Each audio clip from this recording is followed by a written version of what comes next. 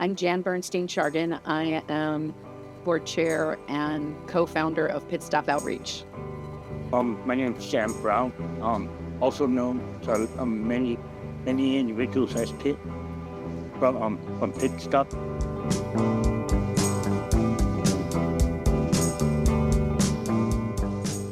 Most of the people who are homeless don't fit the stereotype of what people might have in their minds. You pass homeless people every day and don't know it. There are people who are homeless sitting in classrooms, going to college. A lot of people who don't have housing really try to keep the appearances up so that they can, get their business done in the world. Most people who are unhoused look exactly the same as people who are housed.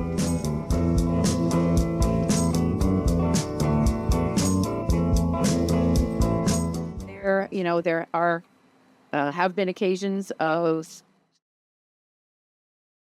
people attacking unhoused people. There are definitely a lot of instances where people get thrown out of stores and restaurants because they are perceived to be unhoused, where people are not able to get jobs or are treated badly because they are perceived to be unhoused. There's a lot of stigma and a lot of negative beliefs that are not correct. I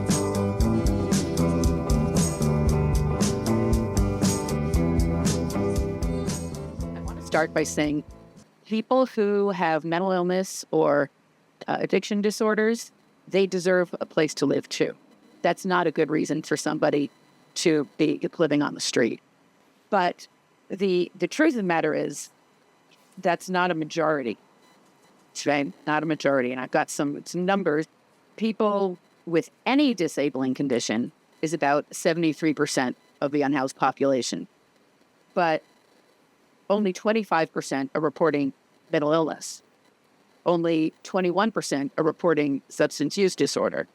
And some of those are overlapped, right? So a lot of people are self-medicating with the street drugs. I mean, there are a lot of people with chronic illnesses living out on the street. 8% of the unhoused population is seniors over 65, and 25% is 55 and up.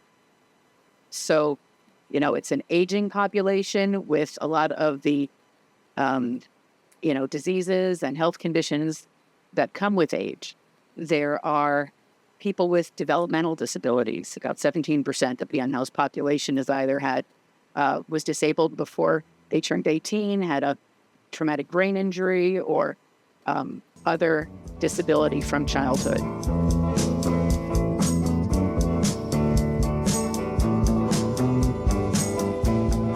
It's very hard once you're homeless to get back into the housing system. And it's not just the money. I mean, the money is a huge barrier. The cost of rent right now, the cost of housing is astronomical, and it makes it very hard to afford to pay rent. But even if somebody can afford to pay rent, there are other barriers. When you want to get housing, you have to, at most places, have a background check. You have to have a credit report run. You have to pay an application fee, which could be $75 per person. So, if a couple wanted to apply to 10 different apartments, that's a huge expense. The myths and the prejudices against people who are unhoused mean that on any kind of rental application, it asks you for your rental history, that you can show that you've been a renter at the same place for 2 years. Having been homeless means that there's going to be kind of a thumb down on your application in many cases.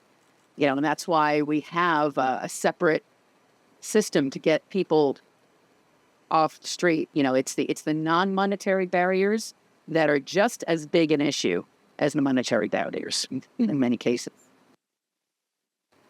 I think this is a really important topic, and I think it's really important that we start looking at it a different way. Not that homeless people are a completely separate population, but that, changing housing is a natural part of life at times. And that if you don't have some help doing it, you might not be able to move. You might not be able to move to the next place. You know, a lot of people, when they graduate high school, will get some help from their family if they move out or move into their first place or get their first job or their first car or go to college or whatever. And if you don't have that support around you, and you're doing it all on your own, you find out that the support is really needed. And, you know, your support system has more to do with the outcome in many cases than what actually happens.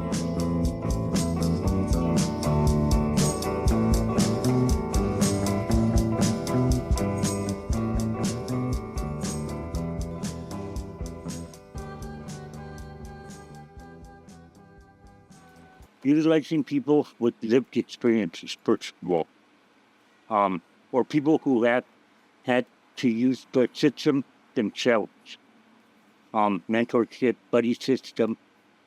That's pretty much, I think that's worked for us.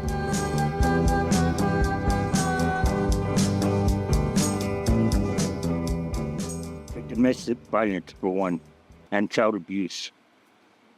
Which increases due to the stress and the system's lack of support. Even when people beg for help, they can't get it if they're homeless. If somebody has housing and needs to leave a violent situation, needs to leave a violent relationship, the agencies are set up to be able to provide, you know, temporary shelter, motel room, you know, and help them do that. But if they hear that the victim is homeless, they won't offer that service because they feel like people are making a complaint just to get shelter. And it's a horrible, it's cynical thing that happens. I know another person is a senior with cancer, and she called a hotline that gives help to people, they said, who are going through cancer treatment and helping them with a motel stay near the hospital where they're getting their chemo. Once they found out she was homeless, they said she was not eligible for that. The homelessness itself becomes a barrier because it makes people, even people who are well-intentioned in what they're doing, the unconscious suspicion that they're being manipulated keeps people and agencies and services from being there for people who need it.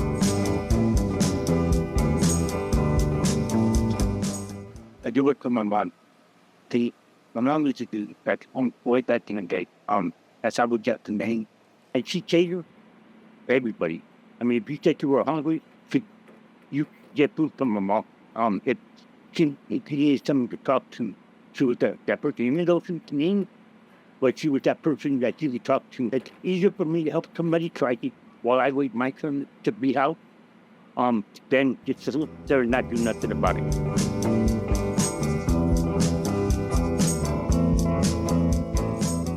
Get grounded. That's number one. They say that you can't have a person go find a job unless they're grounded and they're stable themselves. Because come work. Before you get out, you need to feel safe. Being grounded is the number one. Whatever that means to most people, God, community, art, animals. That's why you see so many people with people. That's how I got my name, because of the security factor, the me pushing for the person that couldn't speak for themselves. That's how I got my name, because of the security factor, the me pushing for the person that couldn't speak for themselves. I really didn't kind of gravitate towards people.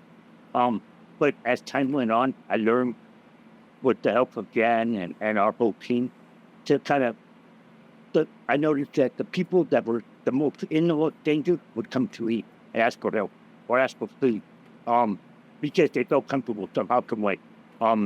And it's that fear factor where you won't go to the person that you know that's in, like, state of mind or state of situation, but you'll go to the person that looks like he's got a handle on it.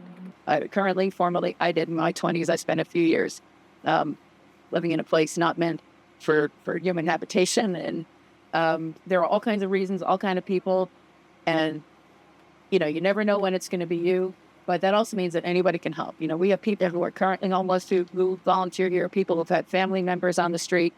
And you don't have to you can do the big things. If you want to build housing, that's great. But doing the little things helps too.